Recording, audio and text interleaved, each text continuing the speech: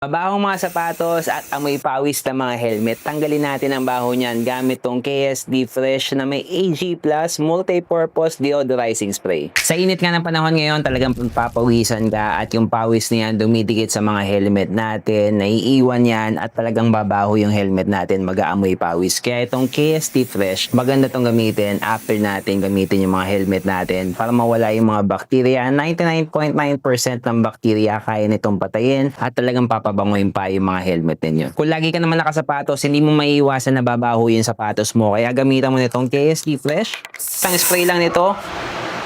Wow guys, sobrang bango na ng sapatos mo. Dalawang klase pala yung scent nito, isang citrus at isang cologne. At citrus tong kinuha natin. Guys, sobrang bango nito at talagang sulit na kayo dahil isang ganito, ang dami nyo na mga sprayan ng mga sapatos at mga helmet. Kaya naman guys, kung gusto nyo pabanguhin yung mga sapatos nyo, sprayan nyo lang ng ganito karami guys. Mabango na yan at talagang mamamatay na yung mga bakterya, mga germs yan sa loob ng sapatos nyo. Kaya kung gusto nyo rin ng ganito, ilalagay ko yung link nyan sa yellow basket.